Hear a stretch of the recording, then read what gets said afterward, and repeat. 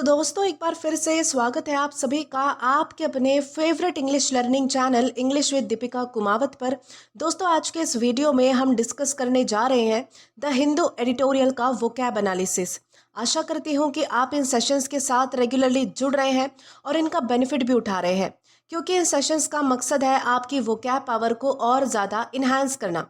और ये जो वोकैब सेशंस है ये bank, SSC, railway, UPSC, defence या फिर किसी भी कॉम्पिटिटिव एग्जाम के लिए इक्वली बहुत ही ज़्यादा इंपॉर्टेंट है। तो चलिए और ज़्यादा देर ना करते हुए बढ़ते हैं हमारे वोकैब शो की ओर और जानेंगे कि आज का हमारा सबसे पहला वर्ड कौन सा होता है। तो दोस्तों आज का हमारा सबसे पहला वर्ड आता है डेट्रीमेंटल। दोस्तों डेट्रीमेंटल का मतलब होता है हानिकारक, नुकसानदायक।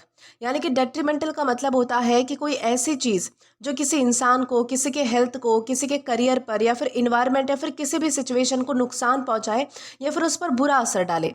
यानी कि जो बेनिफिट देने के बजाय हमें नुकसान पहुंचाती है या फिर हमारी चीज़ों को डैमेज करती है, तो उसे हम डेट्रीमेंटल कहते हैं। ये जो वर्ड है वो अक्सर हेल्थ के कॉन्टेक्स्ट में, एजुकेशन के कॉन्टेक्स्ट में, बिजनेस, इन्वायरमेंट, रिलेशनशिप या फिर इकोनॉमी के कॉन्टेक्स्ट में हम यूज़ कर सकते हैं। इंपॉर्टेंट बात आपको ये समझनी है कि डेट्रीमेंटल का मतलब सिर्फ बुरा नहीं होता है। हर बुरी चीज़ डेट्रीमेंटल नहीं हो सकती। डेट्रीमेंटल हम तब यूज़ करते हैं जब कोई चीज़ एक्चुअल हार्म या फिर नेगेटिव इफेक्ट हमें कॉज करे, यानी कि हानिकारक हो, जिसे हमसे नुकसान पहुंचाया जाता है, मतलब कि बेसिकली तो उसे हम कहते हैं डेट्रीमेंटल। ओके, एक सिंपल सा एग्जांपल समझते हैं। सोचो एक स्टूडेंट है जो कि रोज़ जो है वो मतलब कि रात भर मोबाइल देखता है, 3 से 4 घंटे मतलब कि मोबाइल देखेगा और फिर 3 से 4 घंटे जो है वो सोएगा। अब धीरे धीरे क्या होता है उसके साथ, तो उसकी हेल्थ ख़राब होने लगती है, पढ़ाई में उसका कॉन्सेंट्रेशन कम हो जाता है, एग्ज़ाम में उसके मार्क्स भी गिरने लगते हैं। यानी कि यहाँ पर हम समझ सकते हैं कि लेट नाइट मोबाइल यूज़ करने से उसकी हेल्थ और स्टडीज़ के लिए मतलब कि मोबाइल फ़ोन क्या है, तो डेट्रीमेंटल है। उसी तरीके से हमारे पास एक और एग्जांपल है। एक फैक्ट्री जो है वो बिना ट्रीटमेंट के नदी में जो है वो केमिकल वेस्ट छोड़ देती है, यानी कि मतलब कि फैला देती है। इससे क्या होता है, तो पानी गंदा होता है। मतलब कि जो वाटर में जो इकोसिस्टम है, यानी कि जो भी मतलब कि जानवर, मतलब कि जो भी जीव रहते हैं, मछलियाँ हैं और भी सारी चीज़ें हैं, तो वो भी मरने लगती है। या फिर लोगों की हेल्थ पर भी इसका बुरा असर पड़ता है, जो भी वहाँ से मतलब कि वाटर एक्सेस करता है। तो ये पोल्यूशन क्या है, तो हमारे इन्वायरमेंट के लिए और इंसानों की हेल्थ के लिए, जानवरों की हेल्थ के लिए क्या है, तो ये भी डेट्रीमेंटल है। इस तरीके से आपको समझना है। यानी कि ऐसी चीज़ जो डैमेज या फिर नुकसान करे तो उसे हम डेट्रीमेंटल कहते हैं। इतना बस आपको ध्यान रखना है। अब दोस्तों उसी तरीके से हमारे पास कुछ और भी एग्जाम्पल्स हैं जिनसे आपको समझने में आसानी होगी कि डेट्रीमेंटल यानी क्या होता है और कैसे इनका सेंटेंसेस में यूज़ किया जाता है। सबसे पहला हमारा सेंटेंस आता है, smoking is detrimental to health. मतलब कि स्मोकिंग करना हमारे हेल्थ के लिए क्या है, तो हानिकारक है, इससे बॉडी को जो है वो नुकसान होता है। या फिर हम कहेंगे too much stress is detrimental to your mind. मतलब कि बहुत ज़्यादा स्ट्रेस लेना दिमाग के लिए हानिकारक होता है, नुकसानदायक होता है। यानी कि स्ट्रेस जो है वो मेंटल हेल्थ को हमारे अफेक्ट करता है, उस पर असर डालता है। या फिर हम कह सकते हैं pollution is detrimental to the environment. यानी कि पोल्यूशन यानी कि प्रदूषण क्या होता है, तो हमारे पर्यावरण के लिए, हमारे मतलब कि इन्वायरमेंट के लिए हानिकारक है, नुकसानदायक है। इससे नेचर और लिविंग बींग्स दोनों को नुकसान होता है। यानी कि ओवरऑल मीनिंग के लिए आपको बस इतना ध्यान रखना है कि डेट्रीमेंटल का मतलब होता है कोई भी ऐसी चीज़ जो हार्म, डैमेज या फिर नेगेटिव इफेक्ट पैदा करे, तो उसे हम कहते हैं डेट्रीमेंटल। और ये भी ध्यान रखना है कि हमारे पास पार्ट्स ऑफ स्पीच में एग्जेक्टिव है, यानी कि विशेषण है। दोस्तों अब अगर बात की जाए इसके सिनोनिम्स की, तो हमारे पास 3 वर्ड्स हैं, हार्मफुल, डैमेजिंग या फिर इंजurious। सबसे पहला हमारा वर्ड आता है हार्मफुल। हार्मफुल का मतलब होता है नुकसान पहुंचाने वाला। हार्मफुल जो है वो एक जनरल वर्ड है, जबकि डेट्रीमेंटल ज़्यादा फॉर्मल है और लॉन्ग टर्म नेगेटिव इफेक्ट्स को शो करता है। ठीक है, इस तरीके से आपको डिफरेंस भी समझना है। दूसरा हमारा वर्ड है डैमेजिंग। डैमेजिंग का मतलब होता है जो डैमेज या फिर लॉस पहुंचाता है, यानी कि किसी चीज़ में मतलब कि डैमेज करता है या फिर नुकसान पहुंचाता है, तो उसे हम क्या कहेंगे, डैमेजिंग हम उसे कहेंगे। दोस्तों डैमेजिंग जो है वो फिजिकल या फिर रेपुटेशन दोनों के लिए यूज़ हो सकता है, जबकि डेट्रीमेंटल ओवरऑल नेगेटिव इम्पैक्ट को दिखाता है। ये चीज़ भी आपको ध्यान रखनी है। तीसरा हमारा सिनोनिम आता है इंजurious। दोस्तों इंजurious का मतलब होता है कि हेल्थ या फिर वेल बींग को नुकसान पहुंचाने वाला। इंजurious जो है वो ज़्यादा लीगल और मेडिकल कॉन्टेक्स्ट में यूज़ होता है। यानी कि बेसिकली किसी को जो है वो मतलब कि नुकसान पहुंचाना किस कॉन्टेक्स्ट में, तो हेल्थ के कॉन्टेक्स्ट में या फिर किसी लिविंग बींग को, तो उसे हम इंजurious कहते हैं। यानी कि हानि पहुंचाना, उसकी क्षति करना, इस तरीके से हम जो है वो यूज़ कर सकते हैं इंजurious का। अब दोस्तों ये तो हमने सारे पढ़ लिए हमारे सिनोनिम्स, जहाँ पर हमने हार्मफुल, डैमेजिंग और इंजurious जैसे वर्ड्स देखे हैं। अब अगर एंटोनिम की तरफ आए तो एंटोनिम में हमारे पास अगेन 3 वर्ड्स हैं, बेनिफिशियल, एडवांटेजेस या फिर हेल्पफुल। सबसे पहला हमारा वर्ड आता है बेनिफिशियल। बेनिफिशियल का मतलब होता है फायदेमंद, ये जो है वो डेट्रीमेंटल का डायरेक्ट अपोजिट है। दूसरा हमारा वर्ड आता है एडवांटेजेस। दोस्तों एडवांटेजेस का मतलब होता है जो हमें मतलब कि फ़ायदा दे, बेनिफिट दे, एडवांटेज दे, तो उसे हम एडवांटेजेस कहते हैं। हेल्पफुल का मतलब होता है मददगार, या जो फिर हमारे लिए काम का साबित हो या फिर जो हमारे लिए यूज़फुल हो, तो उसे हम क्या कहते हैं, हेल्पफुल कहते हैं। ओके, अब दोस्तों अगर बात की जाए इसके एग्जाम्पल की, क्योंकि अभी हमने एंटोनिम्स डिस्कस कर लिए हैं, तो अब एग्जाम्पल की तरफ जाएंगे। तो एग्जाम्पल में हमारे पास एक सेंटेंस है, skipping breakfast is detrimental to your health. इस सेंटेंस में क्या बताया गया है, इस सेंटेंस का मतलब है कि अगर आप रोज़ अपना ब्रेकफास्ट स्किप करते हो, यानी कि उसे भूल जाते हो या फिर नहीं करते हो, तो इसका बुरा असर आपकी हेल्थ पर, आपकी बॉडी पर हो सकता है। आपको कम एनर्जी मिलेगी, कंसंट्रेशन भी कम हो सकता है, और जो हमारी बॉडी है वो भी वीक होने लगती है। तो इसी हार्मफुल इफेक्ट को हमने दिखाने के लिए क्या यूज़ किया है, तो डेट्रीमेंटल इस वर्ड का यूज़ किया है। आई होप आपको समझ आया होगा कि डेट्रीमेंटल यानी क्या होता है और किस तरीके से हम इसका यूज़ कर सकते हैं। इसी के साथ हम आगे बढ़ेंगे हमारे अगले वर्ड की ओर। तो दोस्तों इसके बाद हमारा अगला वर्ड आता है ओडियस। दोस्तों ओडियस का मतलब होता है घृणित, घिनौना, अत्यंत अप्रिय या फिर नफरत के योग्य, यानी कि ऐसी कोई चीज़ जिससे हम नफरत करें। यानी कि ओडियस का मतलब होता है ऐसा कोई इंसान, ऐसा कोई काम, कोई आइडिया, कोई बिहेवियर या फिर कोई ऐसी चीज़ जो इतनी ज़्यादा बुरी, इतनी ज़्यादा गंदी या फिर इमोरल हो कि लोग उससे जो है वो मतलब कि नफरत करें, लोगों को उससे घिन आए। यानी कि जो सिर्फ पसंद नहीं है ऐसा नहीं। ओके, इसका मतलब सिर्फ ऐसा नहीं होता कि कोई चीज़ हमें पसंद नहीं है, बल्कि ऐसी फीलिंग आती है हमें ओडियस में जिससे मतलब कि जो चीज़ हमें पसंद नहीं है उसे देखते या फिर सोचते हमें जो है वो मतलब कि बहुत ज़्यादा बुरी लगने लगती है। ये जो वर्ड है वो अक्सर क्राइम्स के लिए, करप्शन के लिए, इनजस्टिस, लाइज, क्रूएल्टी या फिर इविल एक्शंस, यानी कि बुरे एक्शंस, बुरे कामों के लिए भी मतलब कि उस कॉन्टेक्स्ट में हम यूज़ कर सकते हैं। इंपॉर्टेंट चीज़ ये है कि ओडियस का मतलब सिर्फ डिसलाइक नहीं होता है, यानी कि सिर्फ कोई चीज़ ना पसंद होना इतना ही नहीं होता है। अगर आपको मान लीजिए कि कोई सब्ज़ी पसंद नहीं है, ब्रोकली पसंद नहीं है या फिर आपको कोई दूसरी सब्ज़ी पसंद नहीं है, तो वो ओडियस नहीं कहलाएगा। लेकिन अगर कोई बच्चों के साथ क्रूएल्टी करे, करप्शन करता है, किसी को धोखा देता है, तो उसका बिहेवियर ज़रूर जो है वो ओडियस कहलाता है, जो किसी को पसंद नहीं आता। यानी कि ये बिहेवियर कैसा है, तो एक्सेप्टेबल नहीं है, यानी कि इमोरल है इस तरीके से। यानी कि ओडियस का मतलब होता है हेट्रेड और डिस्गस्ट डिजर्व करने वाला, तो उसे हम कहते हैं ओडियस।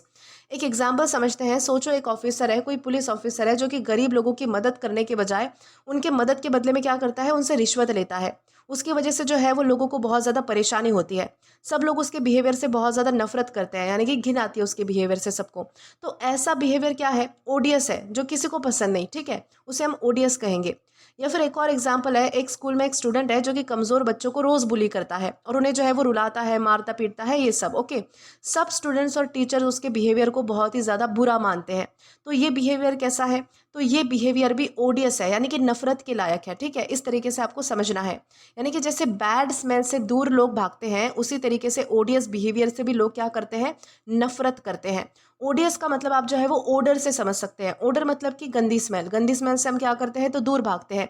उसी तरीके से ओडियस से क्या होगा, ओडियस भी जो है वो बिहेवियर के कॉन्टेक्स्ट में यूज़ होता है, किसी मतलब कि गंदे काम के लिए यूज़ होता है, तो उससे भी हम जो है वो क्या करते हैं, उसे हम अवॉइड करते हैं, दूर भागते हैं। उस तरीके से आपको ध्यान रखना है कि जिस चीज़ से नफरत हो उसे हम कहेंगे ओडियस, यानी कि बहुत ही घिनौना, नफरत के लायक, बहुत ही बुरा कोई काम। ओके, इस तरीके से। अब दोस्तों उसी तरीके से हमारे पास कुछ और भी सिंपल डेली लाइफ के एग्जांपल्स है। जैसे कि हम कह सकते हैं, एवरीवन कंडेम हिज ओडियस बिहेवियर। मतलब कि सबने उसके घिनौने बिहेवियर की निंदा की, आलोचना की, उसके बिहेवियर को भला बुरा कहा। यानी कि उसका बिहेवियर इतना बुरा था कि कोई उसे सपोर्ट करना ही नहीं चाहता था। इस तरीके से आप जो है वो यूज़ कर सकते हैं। या फिर हम कहेंगे, cheating innocent people is an odious act. मतलब कि मासूम लोगों को ठगना, धोखा देना बहुत ही घटिया काम होता है। ये मॉरली कैसा है, तो बहुत ही गलत काम है। इस तरीके से भी हम यूज़ कर सकते हैं। या फिर हम कहेंगे, the village was shocked by the ओडियस crime. मतलब कि उस गांव के जो लोग थे वो घिनौने क्राइम से मतलब कि हैरान रह गए, यानी कि उन्होंने ऐसा क्राइम कभी भी नहीं देखा था। यानी कि क्राइम इतना बुरा था कि सबको गुस्सा और घिन आई। इस तरीके से आपको ध्यान रखना है कि ओडियस का मतलब होता है ऐसा काम, ऐसा किसी का बिहेवियर जो बहुत ही घिनौना हो, इमोरल हो या फिर नफरत के लायक हो, तो उसे हम कहते हैं ओडियस। और ये भी ध्यान रखना है कि ये हमारे पास पार्ट्स ऑफ स्पीच में एग्जेक्टिव है, यानी कि विशेषण है। अब दोस्तों अगर बात की जाए हमारे सिनोनिम्स की, तो हमारे पास यहाँ पर 3 वर्ड्स हैं, लोथसम, डेटेस्टेबल या फिर अबहॉरेंट। सबसे पहला हमारा वर्ड आता है लोथसम। दोस्तों इसका मतलब होता है बहुत ही ज़्यादा घिनौना या फिर डिस्गस्टिंग। लोथसम में जो है वो डिस्गस्ट ज़्यादा होता है, यानी कि घिनौनापन ज़्यादा होता है, जबकि ओडियस में डिस्गस्ट के साथ हेट्रेड यानी कि नफरत भी होती है। तो ये चीज़ आपको, यानी कि जो डिफरेंस है हमारे दोनों वर्ड्स के बीच, ये आपको ध्यान रखना है। दूसरा हमारा वर्ड है डेटेस्टेबल। दोस्तों डेटेस्टेबल का मतलब होता है नफरत के लायक। डेटेस्टेबल और ओडियस का मीनिंग बहुत ही सिमिलर है, लेकिन ओडियस जो है वो ज़्यादा फॉर्मल वर्ड है। अब तीसरा हमारा वर्ड आता है अबहॉरेंट। दोस्तों अबहॉरेंट का मतलब होता है मॉरली इतना गलत होना कि लोग उसे बिल्कुल एक्सेप्ट ही ना करें। अबहॉरेंट वर्ड जो है वो ज़्यादा मॉरल वैल्यूज़ पर फोकस करता है, ठीक है, जबकि ओडियस जनरल हेट्रेड और डिस्गस्ट दोनों को दिखाता है। तो ये चीज़ भी आपको ध्यान रखनी है। तो ये सारे हमने हमारे सिनोनिम्स डिस्कस किए हैं, जहाँ पर हमने लोथसम, डेटेस्टेबल या फिर अबहॉरेंट जैसे वर्ड्स हमने क्या किए हैं, तो डिस्कस किए हैं। अब दोस्तों इसी के साथ हम एंटोनिम की तरफ आते हैं। तो एंटोनिम में अगेन हमारे पास 3 वर्ड्स हैं, एडमायरेबल, प्लेजेंट या फिर डिलाइटफुल। सबसे पहला हमारा वर्ड आता है एडमायरेबल। दोस्तों एडमायरेबल का मतलब होता है तारीफ के लायक, यानी कि जिसकी तारीफ की जा सके, जिसकी प्रशंसा की जा सके, जिसकी सराहना की जा सके, तो उसे हम एडमायरेबल कहते हैं, और ये ओडियस का डायरेक्ट अपोजिट है। दूसरा हमारा एंटोनिम आता है प्लेजेंट। प्लेजेंट का मतलब होता है बहुत अच्छा या फिर पसंद आने वाला, यानी कि जो सबको बहुत ही अच्छा लगता है, सबको पसंद आता है, तो उसे हम प्लेजेंट कह सकते हैं। तीसरा हमारा एंटोनिम आता है डिलाइटफुल। डिलाइटफुल का मतलब होता है बहुत ही खुशी देने वाला, यानी कि जो हमें हैप्पी करे, खुश करे, उसे हम डिलाइटफुल कहते हैं।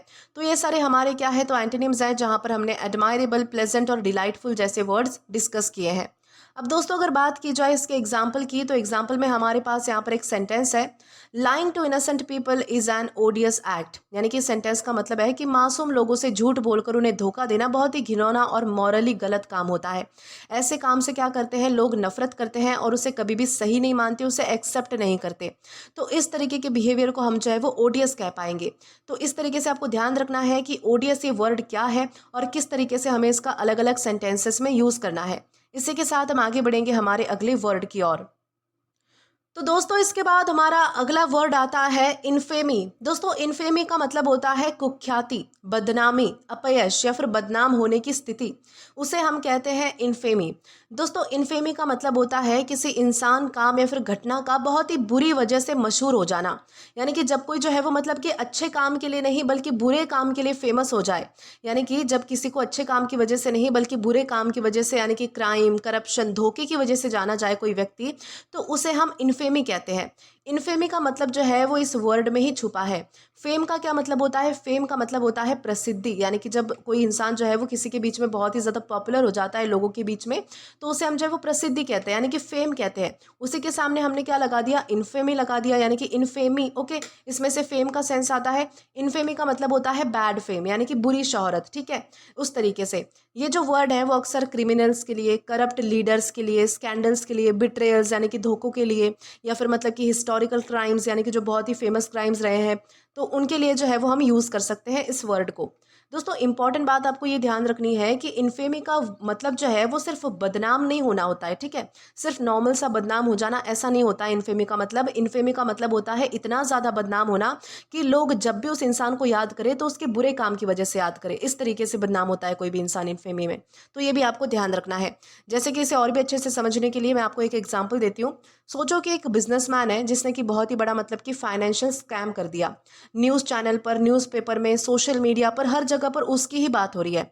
अब लोग जो है वो उसे उसके बिजनेस के लिए नहीं बल्कि उसके स्कैम के लिए जानते हैं। तो ये क्या है, तो वहाँ पर ये जो है वो मतलब कि वो जो इंसान है, वो जो बिजनेसमैन है, अब वो इन्फेमी कमा चुका है, यानी कि बदनामी कमा चुका है इस तरीके से। या फिर एक दूसरा छोटा सा एग्जाम्पल और है कि एक मान लीजिए कि कोई स्टूडेंट है जो कि एग्जाम में चीटिंग करते हुए पकड़ा गया। पूरे स्कूल में उसकी बदनामी हो जाती है। सब लोग जो है वो उसे मतलब कि उंगलियों से इशारा करके बताते हैं कि यही है वो लड़का जो चीटिंग करता है एग्जाम में, एक्सेट्रा एक्सेट्रा सारी बातें होती है उसके बारे में, ठीक है। तो ये जो है वो इन्फेमी का छोटा सा एग्जाम्पल है, यानी कि जब जो है वो आप किसी बुरी चीज़ के लिए जाने जाओ तो उसे हम क्या कहेंगे, इन्फेमी हम उसे कहेंगे। अब दोस्तों उसी तरीके से हमारे पास कुछ और भी एग्जाम्पल्स है, जैसे कि हम कह सकते हैं the criminal gain infamy for his crimes, मतलब कि क्रिमिनल अपने क्राइम्स की वजह से बदनाम हो गया, यानी कि उससे क्या मिली, तो अपने जो है वो गुनाहों की वजह से जो है वो उसे इनफेमी मिली, यानी कि बदनामी मिली। लोग उसे मतलब कि उसके बुरे कामों के लिए जानते थे, इस तरीके से। या फिर हम कहेंगे the scam brought infamy to the company, मतलब कि स्कैम की वजह से कंपनी की बदनामी हो गई, यानी कि कंपनी की जो इमेज है वो खराब हो गई। या फिर हम कह सकते हैं he lives in infamy because of his betrayal, मतलब कि अपने धोखे की वजह से वो बदनामी के साथ जी रहा था, यानी कि उसने किसी को धोखा दिया होगा तो लोग उसकी जो है वो मतलब अब उसे जो है वो मतलब कि धोखे की वजह से जानते हैं कि इंसान जो है वो मतलब कि सबको धोखा देता है, उस तरीके से यानी कि लोग उसे उसके ट्रस्ट तोड़ने के लिए याद रखते हैं, अब उस पर जो है वो कोई भरोसा नहीं करता। तो इस तरीके से आपको जो है वो ओवरऑल ध्यान रखना है कि इन्फेमी का मतलब होता है कि बुरे काम की वजह से मिली हुई बदनामी, कुख्याति, ठीक है। तो इस मतलब कि सेंस में हम समझ पाएंगे कि इन्फेमी का मतलब क्या होता है और किस तरीके से हमें इसका यूज़ करना है। और साथ ही साथ दोस्तों ये भी ध्यान रखना है कि ये हमारे पास पार्ट्स ऑफ स्पीच में नाउन है। अब दोस्तों अगर बात की जाए इसके सिनोनिम्स की, तो हमारे पास तीन वर्ड्स हैं, नोटोरिटी, डिस्ग्रेस या फिर डिसऑनर। सबसे पहला हमारा वर्ड आता है नोटोरिटी। दोस्तों नोटोरिटी का मतलब होता है बुरे काम की वजह से फेमस होना, यानी कि नोटोरिटी और इन्फेमी जो है, ये जो दोनों वर्ड है वो काफ़ी सिमिलर है, लेकिन इन्फेमी जो है वो और भी ज़्यादा स्ट्रांग है, ठीक है, और वो सीवियर बदनामी के लिए यूज़ होता है। दूसरा हमारा वर्ड आता है डिसग्रेस। डिसग्रेस का मतलब होता है शर्मिंदगी या फिर अपमान। डिसग्रेस जो है वो पर्सनल शेम को दिखाता है, शर्म को दिखाता है, जबकि इन्फेमी पब्लिक बदनामी को दिखाता है, ठीक है। ये भी डिफरेंस आपको समझना है। तीसरा हमारा वर्ड है डिसऑनर। डिसऑनर का मतलब होता है इज्जत का कम हो जाना, इज्जत का खो जाना। डिसऑनर रिस्पेक्ट खोने पर फोकस करता है, जबकि इन्फेमी जो है वो बुरे नाम से फेमस होने पर फोकस करता है, बदनामी पर फोकस करना है। तो ये जो है वो मतलब कि आपको डिफरेंस भी समझते हुए चलना है, ताकि आपको जो है वो मतलब कि पता चल पाए कि कौन सा वर्ड आपको कैसे और कहाँ यूज़ करना है। दोस्तों ये सारे हमने जो है वो सिनोनिम्स डिस्कस कर लिए हैं। अब एंटोनिम की तरफ आते हैं, तो हमारे पास अगेन तीन वर्ड्स हैं, फेम, ऑनर या फिर प्रेस्टीज। सबसे पहला हमारा वर्ड आता है फेम। फेम का मतलब होता है अच्छे काम की वजह से मशहूर होना, फेमस होना, तो उसे हम कहते हैं फेम। ये जो है वो इनफेमी का डायरेक्ट अपोजिट है, बिल्कुल डायरेक्ट है, ओके। दूसरा हमारा वर्ड है ऑनर। ऑनर का मतलब होता है सम्मान और इज्जत, ठीक है, तो उसे हम कहते हैं मान, सम्मान, इज्जत, जिसे हम कह सकते हैं वो होता है ऑनर। तीसरा हमारा वर्ड है प्रेस्टीज। प्रेस्टीज का मतलब होता है उच्च सम्मान या फिर अच्छी रेप्यूटेशन, यानी कि जिसकी जो है वो मतलब कि समाज में अच्छी खासी इज्जत होती है, लोग उसे पूछते हैं। इस तरीके से जो है वो हम समझ पाएंगे कि प्रेस्टीज जो है वो क्या होता है।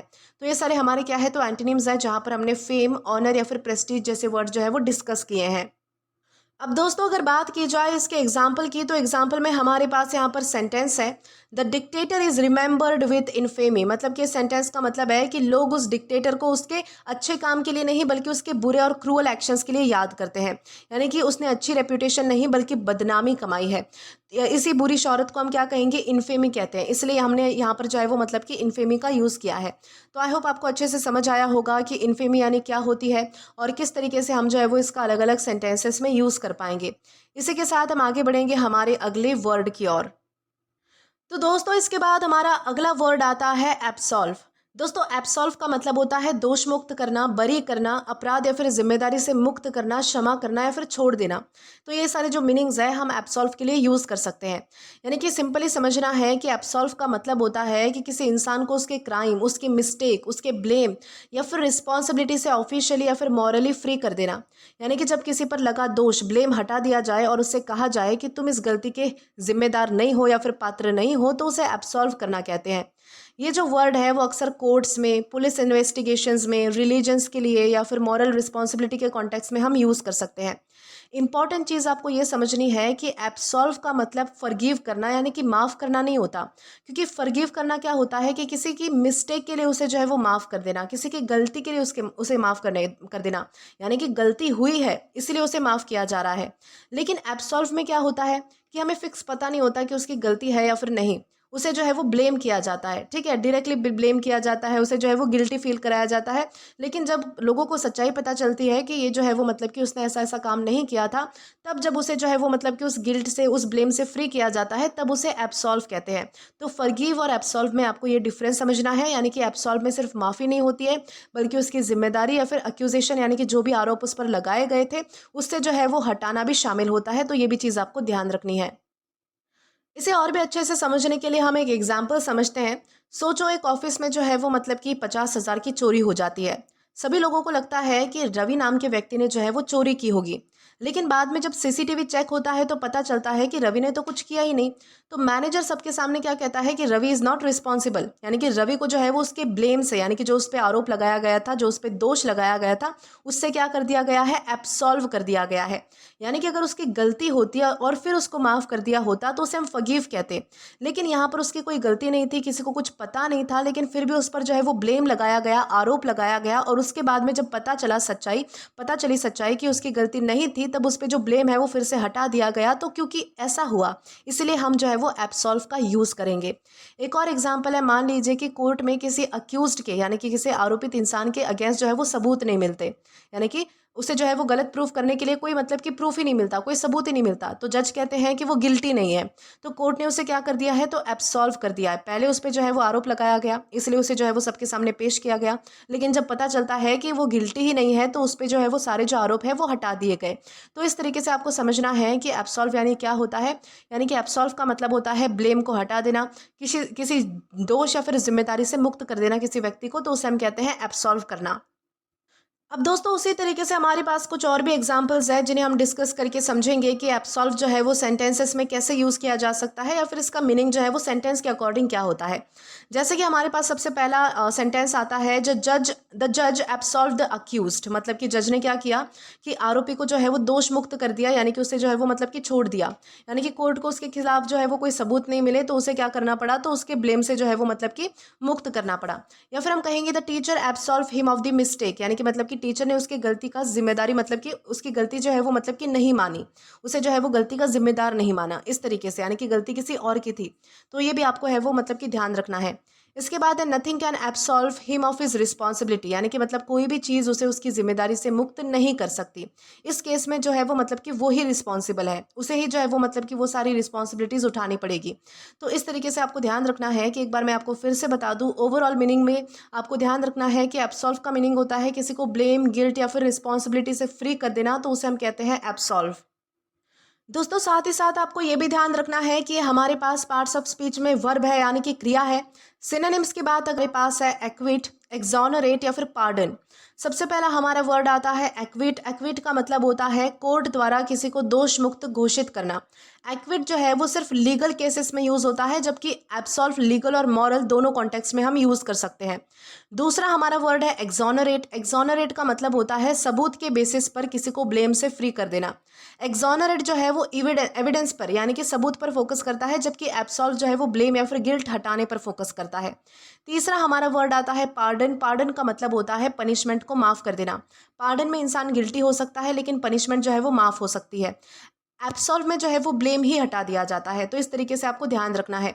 तो ये सारे हमारे क्या है, तो सिनोनिम्स है, जहां पर हमने एक्विट, एक्सोनरेट या फिर पार्डन जैसे वर्ड्स को डिस्कस किया है।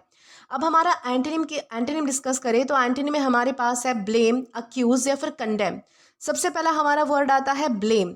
ब्लेम का मतलब होता है किसी को गलती का जिम्मेदार ठहराना।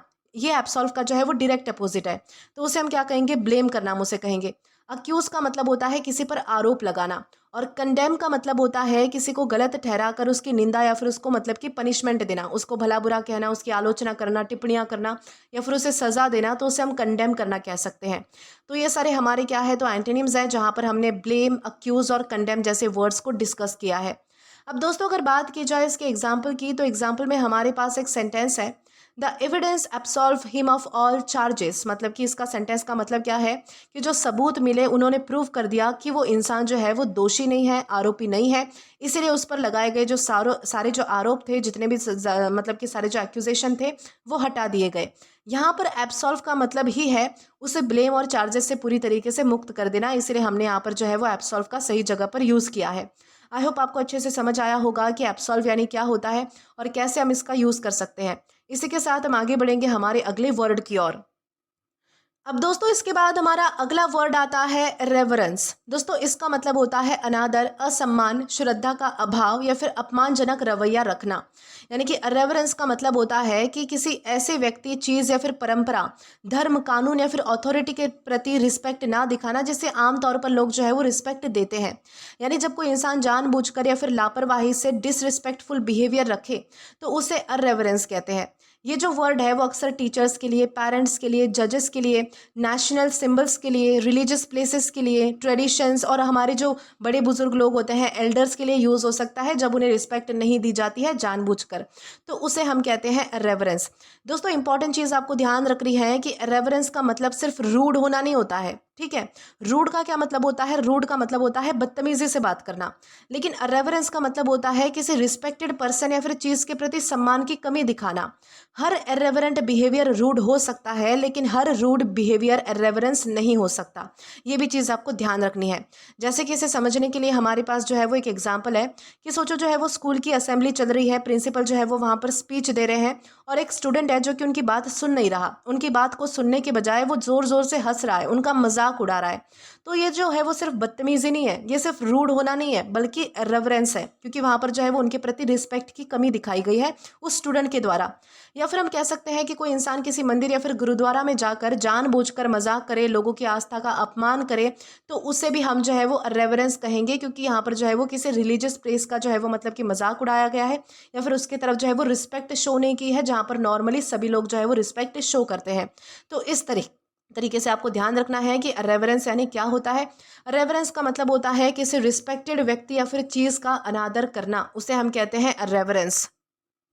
दोस्तों अब अगर बात की जाए इसके हमारे मतलब कि सिंपल डेली लाइफ एग्जांपल्स की, तो यहाँ पर हमारे पास कुछ एग्जांपल्स है। जैसे कि हम कह सकते हैं his reverence toward teachers shocked everyone, मतलब कि टीचर्स के प्रति उसका जो अनादर है ये देखकर जो है वो सब लोग हैरान हो गए।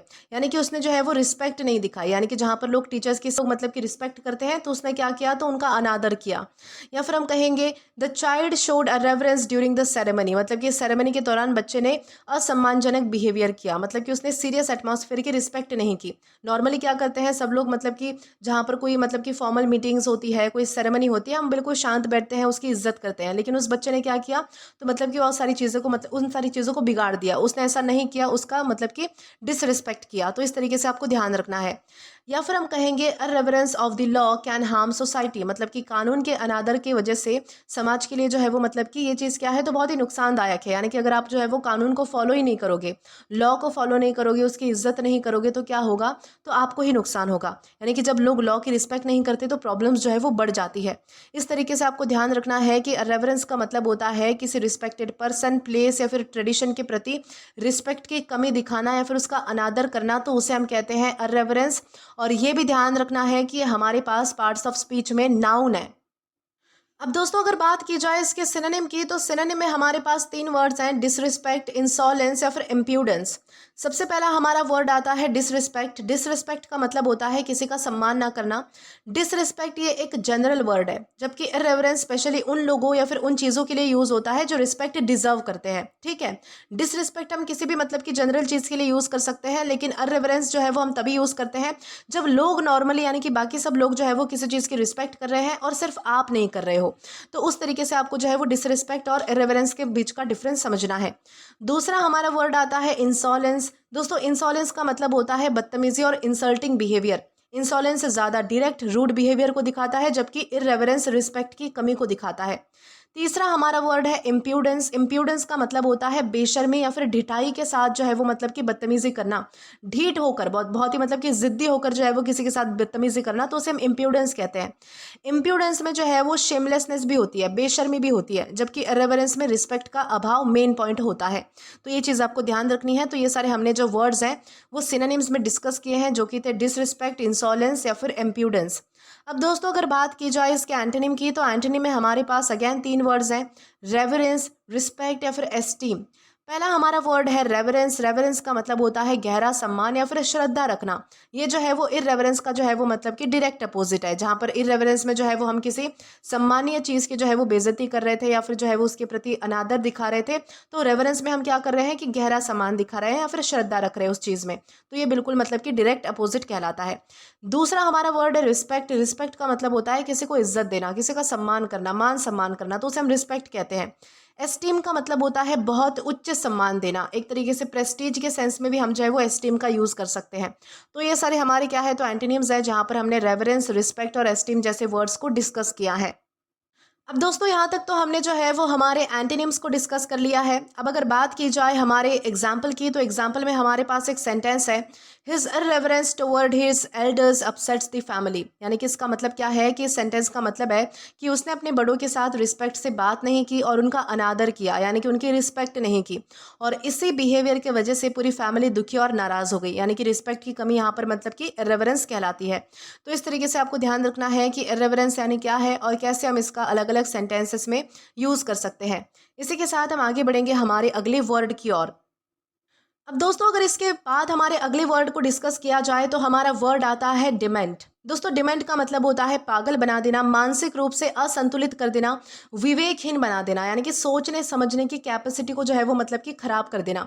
डिमेंट का मतलब होता है किसी व्यक्ति को इतना ज़्यादा मेंटली डिस्टर्ब, इतना ज़्यादा कंफ्यूज्ड या फिर इमोशनली ओवरहेल्म कर देना कि वो सही तरीके से जो है वो मतलब कि सोच ना सके या फिर फैसला ना कर सके।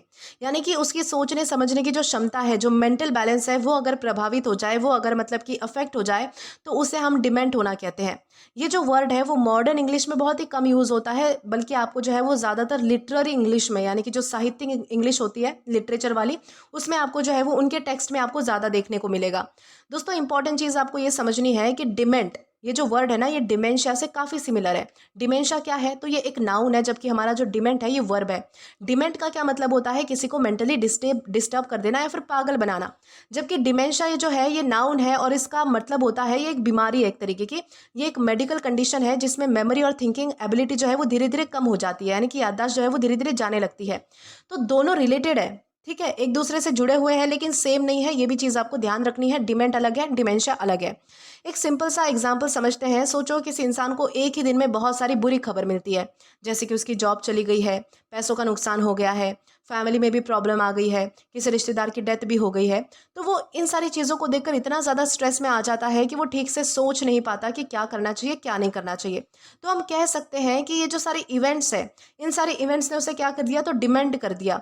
ये एक लिटरेरी सेंस है, ठीक है। या फिर हम दूसरा एग्जाम्पल देखें तो मान लीजिए कि कोई किंग है, कोई राजा है जो कि पावर के लालच में इतना ज़्यादा डूब जाता है कि वो सही और गलत का फैसला ही नहीं कर पाता, सही और गलत का फ़र्क ही भूल जाता है। तो उसकी एम्बिशन ने उसे क्या कर दिया है, तो डिमेंट कर दिया है, उसे पागल बना दिया है। या फिर उसे एक तरीके से हम ये भी कह सकते हैं, उसे अंधा कर दिया है कि उसे अब समझ नहीं आ रहा कि उसे क्या करना चाहिए। यानी कि माइंड को डिस्टर्ब या फिर कंफ्यूज कर देना, उसे हम डिमेंट कहते हैं। किसी को मेंटल बैलेंस से हिला देना या फिर पागल जैसा बना देना, तो उसे हम क्या कहेंगे, डिमेंट कहेंगे।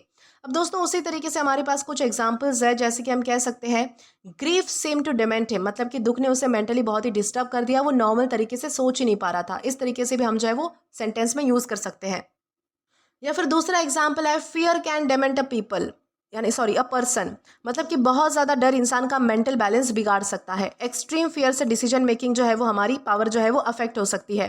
द ट्रेजेडी नियरली डेमेंटेड हिम, मतलब कि लगभग, मतलब कि उसकी जो है वो दुख भरी घटना ने उसे लगभग मेंटल बैलेंस खो देने की हालत में पहुंचा दिया था। यानी कि वो जो मतलब कि घटना थी, वो जो इवेंट था वो कैसा था, तो बहुत ही ज़्यादा दुख भरा था, यानी कि ट्रेजेडी थी।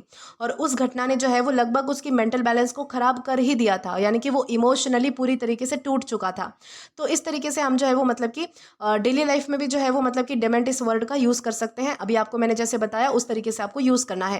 यानी कि ओवरऑल मीनिंग के लिए मैं आपको फिर से बता दूं कि डेमेंट का मतलब होता है किसी को मेंटली डिस्टर्ब और इरेशनल बना देना, तो उसे हम कहते हैं डिमेंट। और ये भी ध्यान रखना है कि हमारे पास पार्ट्स ऑफ स्पीच में क्या है, तो वर्ब है, यानी कि क्रिया है। अब दोस्तों अगर बात की जाए इसके सिनोनिम की, तो सिनोनिम में हमारे पास तीन वर्ड्स हैं, डिरेंज, अनहिंज या फिर मैडन। सबसे पहला हमारा वर्ड आता है डिरेंज। डिरेंज का मतलब होता है किसी का मेंटल बैलेंस बिगाड़ देना। डिरेंज और डिमेंट का मीनिंग काफ़ी सिमिलर है, लेकिन डिरेंज आज की इंग्लिश में थोड़ा ज़्यादा कॉमन है, जबकि मैंने पहले बताया डिमेंट जो है वो लिटरेरी टेक्स्ट में आपको ज़्यादा देखने के लिए मिलेगा। दूसरा हमारा वर्ड है अनहिंज। अनहिंज का मतलब होता है किसी को इमोशनली या फिर मेंटली डिस्टर्ब कर देना। अनहिंज जो है वो इमोशनली मतलब कि इमोशनल शॉक को ज़्यादा इम्फेसिस करता है। तीसरा हमारा वर्ड है मैडन। मैडन का मतलब होता है किसी को गुस्से या फिर परेशानी से पागल जैसा कर देना। मैडन में जो है वो एंगर या फिर फ्रस्ट्रेशन का एलिमेंट ज़्यादा होता है, जबकि डिमेंट ओवरऑल मेंटल डिस्टर्बेंस को दिखाता है। तो ये भी चीज़ें आपको ध्यान रखनी है। तो ये सारे हमने जो है वो अभी अभी सिनोनिम्स पढ़े हैं। अब अगर एंटोनिम्स की बात की जाए तो हमारे पास अगेन तीन वर्ड्स हैं, काम, सूद या फिर स्टेबलाइज। सबसे पहला हमारा वर्ड आता है काम। काम का मतलब होता है किसी को शांत करना, ये जो है वो डेमेंट का डायरेक्ट अपोजिट है। दूसरा हमारा वर्ड आता है सूद। सूद का मतलब होता है किसी की टेंशन या फिर उसके दर्द को कम करना, तो उसे हम कहते हैं सूद करना। और या फिर हमारा तीसरा वर्ड आता है स्टेबलाइज। स्टेबलाइज का मतलब होता है किसी की मेंटल या फिर इमोशनल कंडीशन को स्टेबल बनाना, स्थिर बनाना, तो उसे हम कहते हैं स्टेबलाइज करना। तो ये सारे हमारे क्या है, तो एंटोनिम्स है, जहां पर हमने काम, सूद और स्टेबलाइज जैसे वर्ड्स को डिस्कस किया है। अब दोस्तों अगर बात की जाए इसके एग्जाम्पल की, तो एग्जाम्पल में हमारे पास यहाँ पर एक सेंटेंस है, the shocking news seem to dement him. इस सेंटेंस का मतलब है कि वो खबर इतनी शॉकिंग थी कि कुछ समय के लिए उसका मेंटल बैलेंस हिल गया, वो ठीक से सोच या फिर रिएक्ट नहीं कर पा रहा था। यहाँ पर डेमेंट का मतलब किसी को मेंटली डिस्टर्ब कर देना है, ठीक है। इस तरीके से यहाँ पर हमने जो है वो इस वर्ड का सेंटेंस में यूज़ किया है। आशा करती हूँ कि आपको ये जो वर्ड है वो अच्छे से समझ आया है। इसी के साथ हम आगे बढ़ेंगे हमारे अगले वर्ड की ओर। तो दोस्तों इसके बाद हमारा अगला वर्ड आता है रेपाइन। दोस्तों रेपाइन का मतलब होता है शिकायत करना, कुढ़ना, असंतोष प्रकट करना या फिर दुखी होकर शिकायत करते रहना। रेपाइन का क्या मतलब होता है कि किसी बात को लेकर बार बार दुखी होना, मन ही मन कुढ़ना या फिर कंप्लेन करना, यानी कि जब कोई इंसान अपनी सिचुएशन से खुश ना हो, उसके बारे में अफसोस करे, शिकायत करे, तो उसे हम रेपाइन कहते हैं।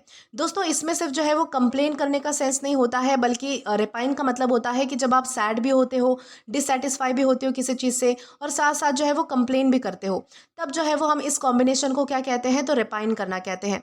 ये जो वर्ड है वो मॉडर्न इंग्लिश में इतना ज़्यादा कॉमन नहीं है, लेकिन लिटरेचर में, एडिटोरियल्स में, एडवांस वोकैबुलरी में आपको मिल जाएगा।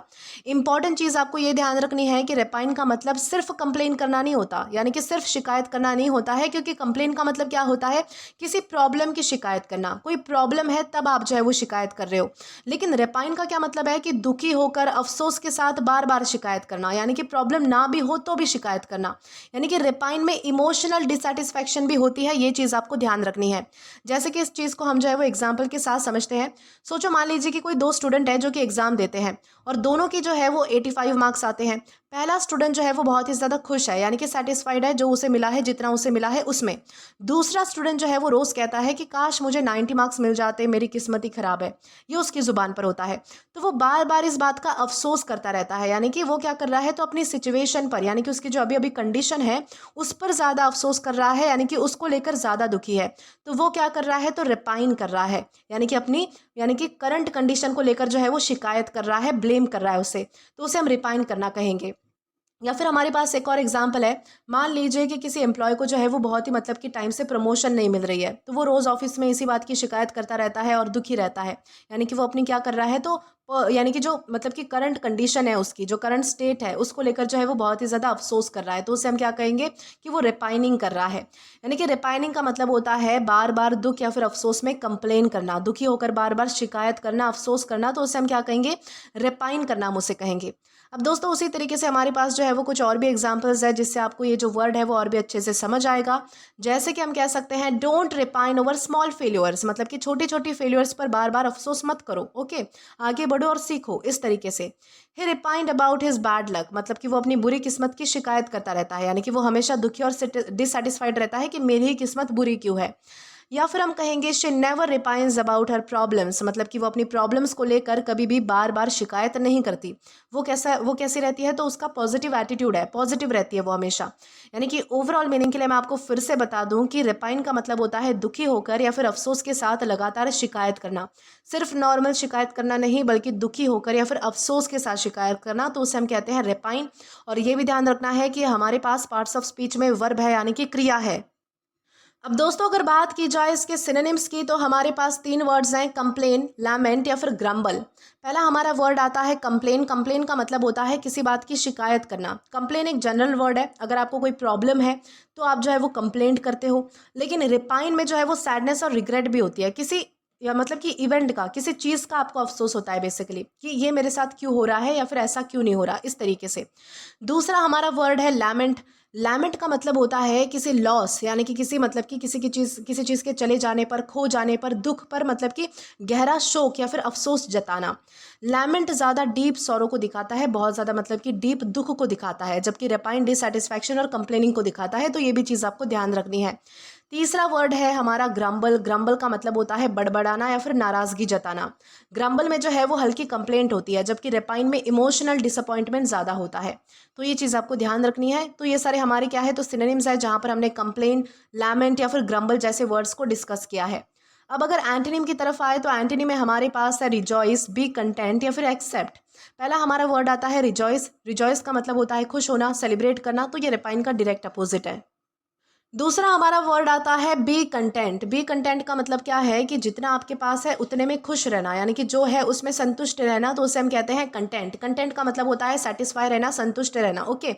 तीसरा हमारा वर्ड है एक्सेप्ट। एक्सेप्ट का मतलब है सिचुएशन को बिना शिकायत किए उसे मान लेना, एक्सेप्ट कर लेना, यानी कि एक्सेप्ट। ओके। उस तरीके से आपको समझना है कि एंटोनिम यानी एंटोनिम में कौन कौन से वर्ड्स हैं, तो रिजॉइस है, बी कंटेंट है और एक्सेप्ट जैसे वर्ड्स हमने डिस्कस किए हैं।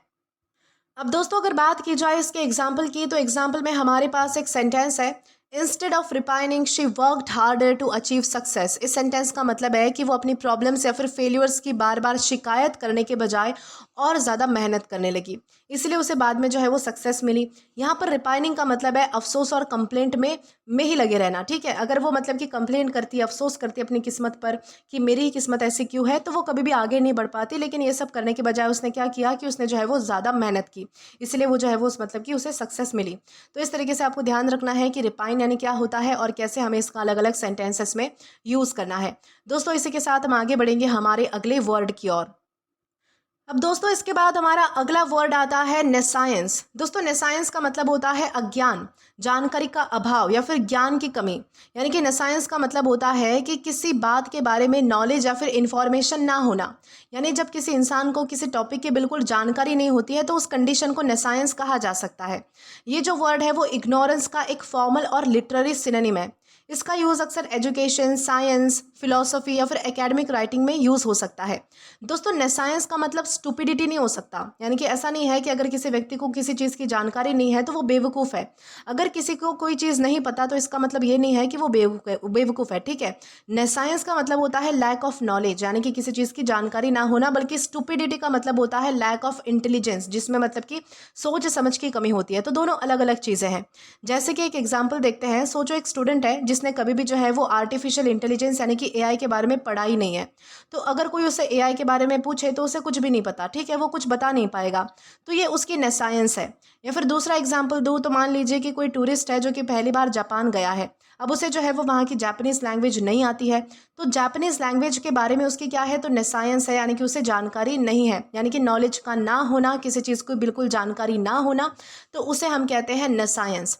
उसी तरीके से हमारे पास जो है वो कुछ और भी एग्जाम्पल्स है जिससे आपको ये जो वर्ड है वो और भी अच्छी तरीके से समझ आएगा।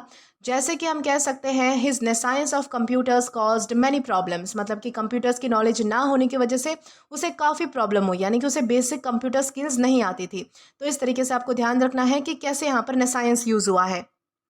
दूसरा हमारा सेंटेंस आता है नेसाइंस इज रिमूव्ड थ्रू एजुकेशन, मतलब कि एजुकेशन यानी कि शिक्षा के थ्रू जो है वो अज्ञान यानी कि ये जो नेसाइंस है वो दूर किया जा सकता है।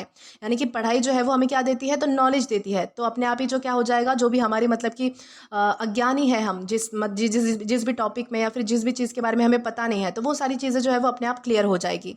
या फिर हम कहेंगे her nescience about the law was obvious, मतलब कि लॉ के बारे में कुछ खास नॉलेज नहीं थी उसे, यानी कि उस टॉपिक से वो मतलब कि अनजान थी। तो इस तरीके से आपको ध्यान रखना है कि नेसाइंस का मतलब होता है नॉलेज या फिर इंफॉर्मेशन की कमी होना, तो उसे हम कहते हैं नेसाइंस। और ये भी ध्यान रखना है कि हमारे पास पार्ट्स ऑफ स्पीच में नाउन है। अब दोस्तों अगर बात की जाए इसके सिनोनिम्स की, तो हमारे पास यहाँ पर 3 वर्ड्स हैं, इग्नोरेंस, अनअवेयरनेस या फिर इनएक्सपीरियंस। सबसे पहला हमारा वर्ड आता है इग्नोरेंस। इग्नोरेंस का मतलब होता है नॉलेज का अभाव होना, किसी चीज़ की जानकारी ना होना।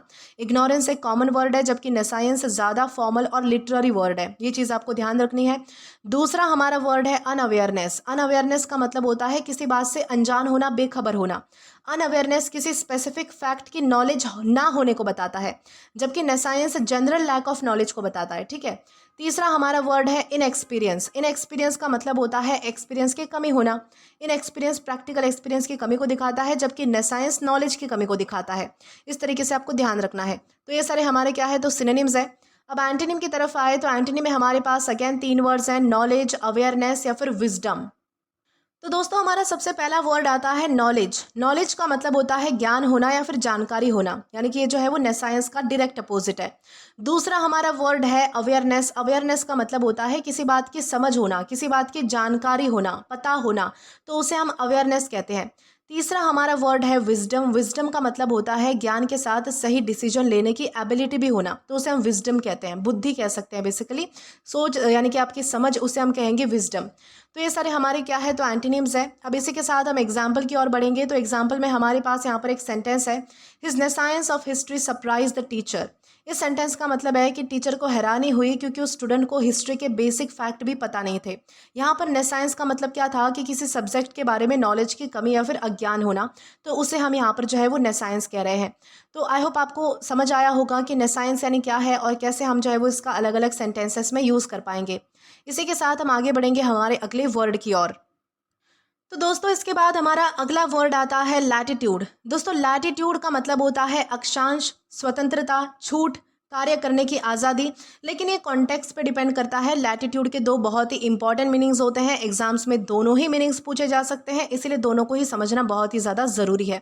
पहला मीनिंग जो है वो ज्योग्राफी के कॉन्टेक्स्ट में यूज़ होता है, जैसे हमने अभी पढ़ा था सबसे पहले अक्षांश। अक्षांश का क्या मतलब होता है, लैटिट्यूड वो इमेजिनरी लाइंस होती है जो कि ईस्ट वेस्ट डायरेक्शन में अर्थ के राउंड बनी होती है और किसी जगह की नॉर्थ या फिर साउथ पोजीशन को बताती है।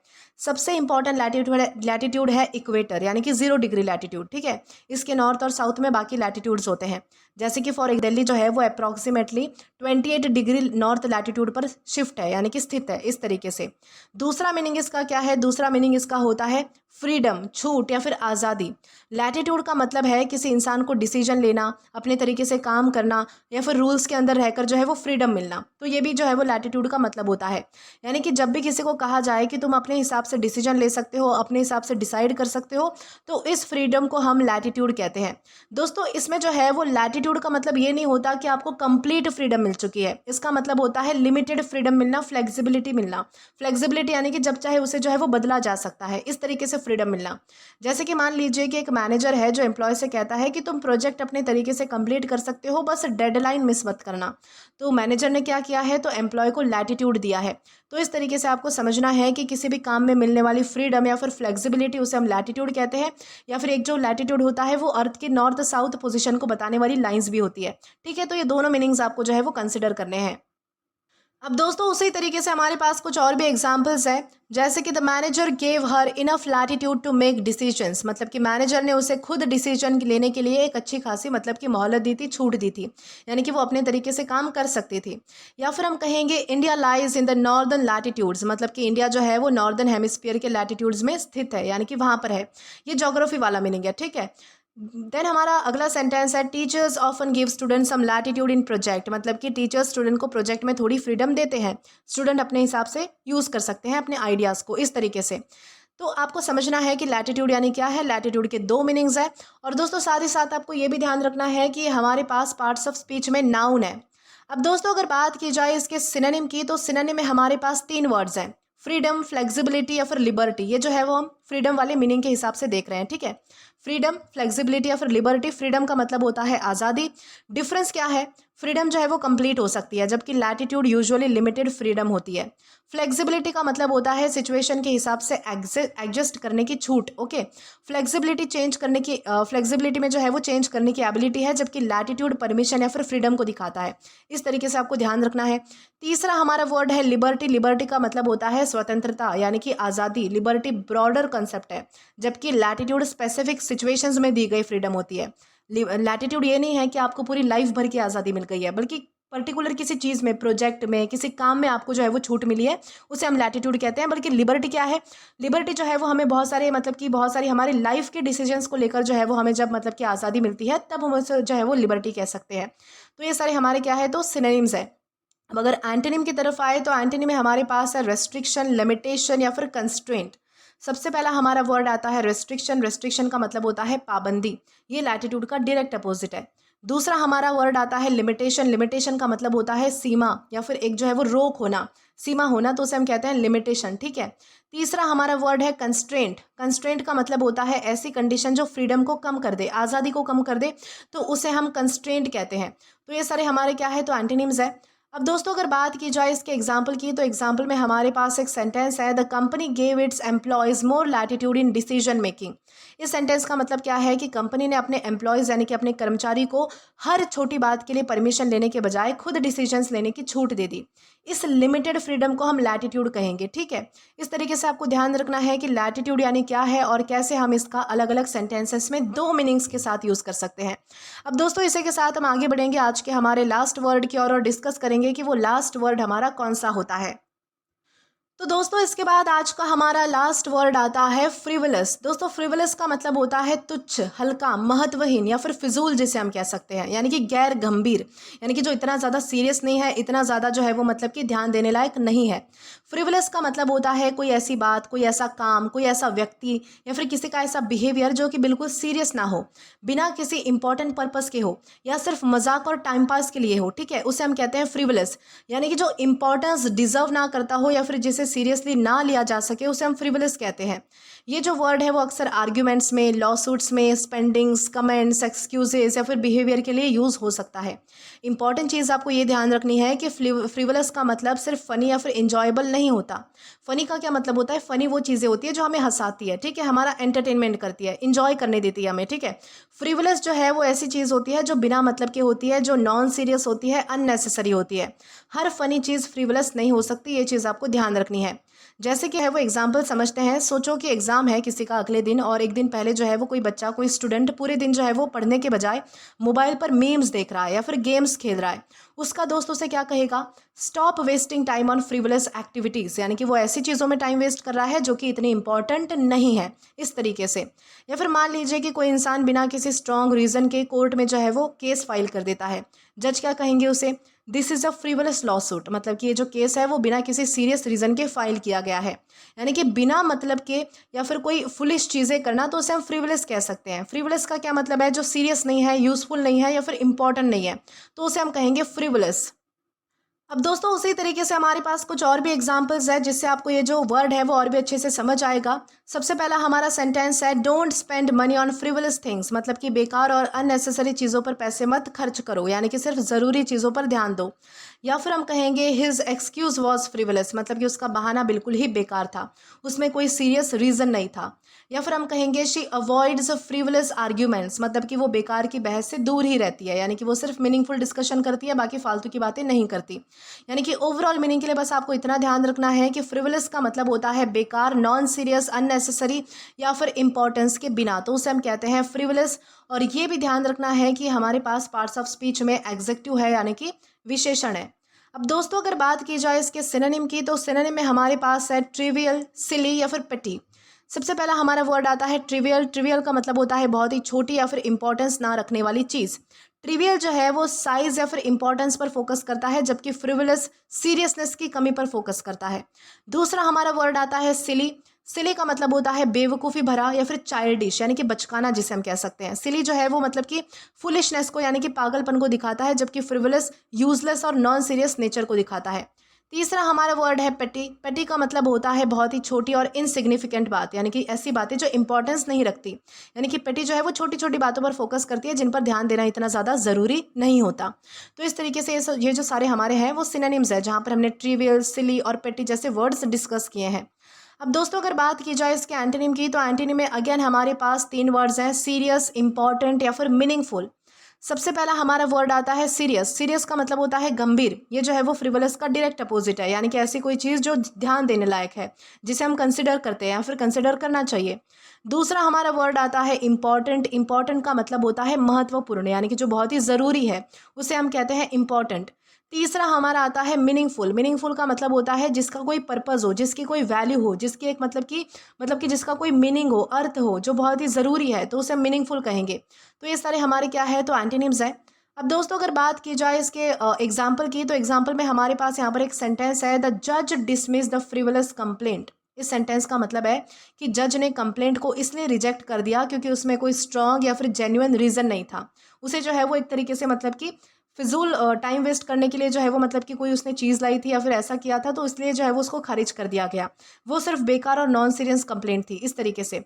तो इस तरह से आपको ध्यान रखना है कि फ्रिवलस यानी क्या होता है और किस तरीके से हम जो है वो इसका अलग अलग सेंटेंसेस में यूज़ कर पाएंगे। तो दोस्तों आज के लिए बस इतना ही। आज की इस क्लास का पीडीएफ आप हमारे टेलीग्राम चैनल के थ्रू एक्सेस कर सकते हैं।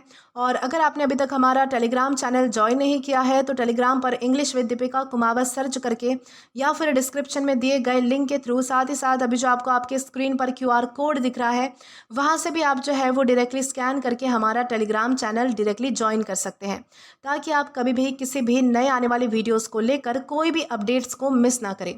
और दोस्तों अगर आपको आज का ये वीडियो पसंद आया है या फिर हेल्पफुल लगा है तो do like this video, subscribe the channel and share as much as you can. और अगर आपने इससे पहले वाले वीडियोस नहीं देखे हैं तो यहाँ पर मैंने एक प्लेलिस्ट प्रोवाइड कर दी है, जहाँ पर आप क्लिक करके वो सभी पहले वाले वीडियोस भी देख सकते हैं और उन्हें एक्सप्लोर भी कर सकते हैं। Till then keep learning. Thank you.